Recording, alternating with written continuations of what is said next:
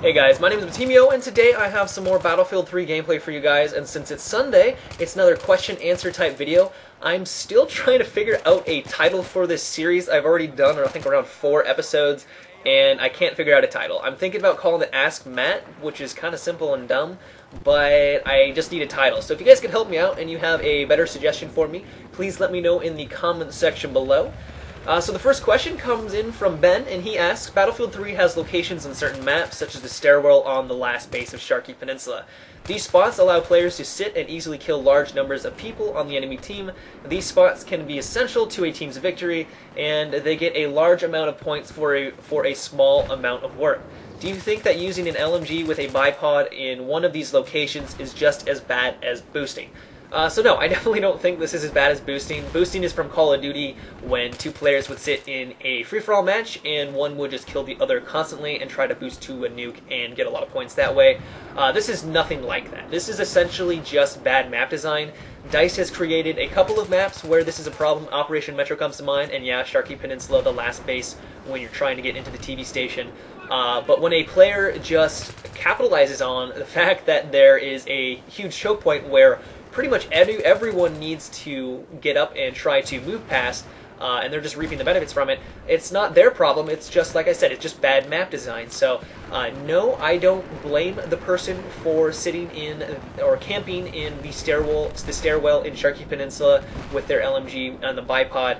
It's part of the game. They are playing the objective, and I can never blame someone for playing the objective and getting kills for it. Yeah, it doesn't require a lot of skill, and it doesn't require a lot of effort, but like I said, it's just bad map design, and they are taking advantage of it. So this is nowhere as bad as boosting. They're playing the objective, and it's just on DICE, really. It's just really on the game developer to try and not make maps where large amount of players need to go down one hallway to get to an objective or to progress on the map. The next question comes in from someone I'm going to call Mr. Tactical, and he asks, do you think that the sniper rifles should have a delay for the scope clear? It would be nice if it did, so campers would be stopped and more aggressive people wouldn't get punished. Yeah, I completely agree with this statement. I'm not really sure what DICE was thinking when they implemented the glare system into Battlefield 3. I know they wanted to make it so that when snipers were camping in a location far off in the distance, people could identify where they were and where they're getting sniped from, and they could take out those snipers. But I think they kind of went too far. I think in that regard, I think the glare system works great because it does allow people to identify those camping snipers and take them out.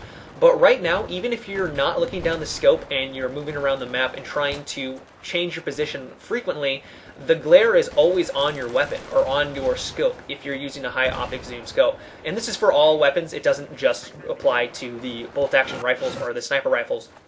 It's for all guns. If you're using the 12x zoom scope, you're going to have that glare. But I just don't understand why it needs to always be on. Because if I'm not looking down the scope, you know, why should I be penalized for using the scope in every situation? So pretty much at all times, they're going to have an idea of where I'm coming from.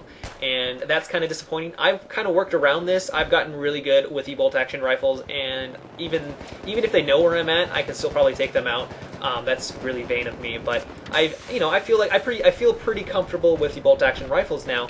But I don't think that the glare should constantly be on the rifles. I do think there should be like maybe a 10-second delay. So if you're stopped in a location and you are, you stay stationary for 10 seconds. After 10 seconds, maybe the glare starts to activate and people can see the glare. I don't think if you're running around, you stop for a second and scope out an area, I don't think the glare should, apply to you in that situation, because you've been moving around. You've been avoiding what DICE was trying to avoid for snipers, and that's just to have them camp in a location and take people out with anyone knowing where they are. So yeah, I do think that the glare system needs to be changed, and I think it just needs to have like a 10-second delay or even a 15-second delay, where if you're stationary for 15 seconds, then you get the glare on your weapon and people will be notified of where you're pretty much at. So I don't think they should penalize players that move around a lot, because that's basically what the glare system does for those types of players.